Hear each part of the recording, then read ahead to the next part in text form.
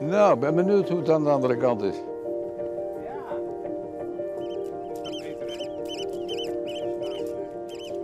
Wij binnen hier Joert mijn Skwanheid, Gilles de Jager. En hij is in mei is er 90 geworden. En nou, het was eigenlijk zo'n prachtige verrassing voor hem om meisje bij het water op te gaan. Wij doen dit eigenlijk elke jaar wel, meisje bij. En dat is prachtig. En het is het jouwt een stukje verstilling, hè, meisje beiden, in plaats van in een groep te rennen. En nou, zo herinneren we nog toch verschillende waterintochten te geren. En dat is mooi. En het is mooi dat het nog kan. En dat het zo fit is. En dat er zo volle plezier eraan beleeft. Klopt het dat dit een verrassingstocht voor u is? Dit is een complete verrassing. Het is meer een verrassing dan een verrassing zijn kan. Dit gaat heel diep. Hoe lang komt u al op het Wad? Sinds 1968. Klaus is me voorgegaan. Ook in dit leven. Hij is niet meer. En wat is hier zo mooi aan? Ja, wat is hier mooi? De bijna oneindigheid van dit schitterende wadlandschap.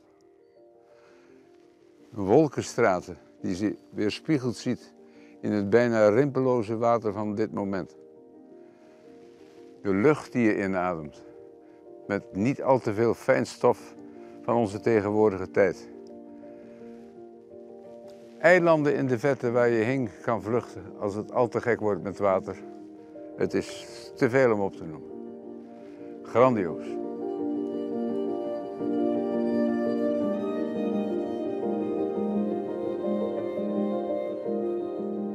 Bent u avontuurlijk ingesteld? De instelling heb ik, ja. En soms is hem ook wel het een en ander overkomen. Ik ben ooit een keer 4 weken op stap gegaan naar Mallorca. Daar was dan weer een vriendin van een vriendin en dan kon ik daar weer overnachten en zo. En dat heb ik liftend gedaan. En als je lift, dan kom je alle mogelijke types tegen. Elk mens heeft zo zijn eigen genen. Net als jullie heb ik ook genen. En daar zit iets bij van dit soort dingen. In 1989, toen had ik mijn vrouw roem. Toen kwam ik in 92, mijn huidige vrouw, Els, tjen. En toen kwam ik bij hem. En nou, toen weer er in het begin wel een beetje stugje, hè. Want toen dacht hij zijn jongste kleindochter, nou, dat voelde me niks. Maar toen begon ik mooi over het water in. Nou, toen wie ik ben. En dat was prachtig. Dus dat kwam helemaal goed. Hoe lang kunt u dit nog blijven doen? Ja, ik heb, meen ik al een keer neergezet dat 90 van de zeer sterke was, maar dat 100 het is geworden of aan het worden is. Dus ik ga nog voor 10 jaar. En dan zullen we wel weer zien. Misschien worden we dan nog sterker. Dan doen we er weer 10 jaar bij. Klinkt als een goede titel, de 100-jarige wadloper.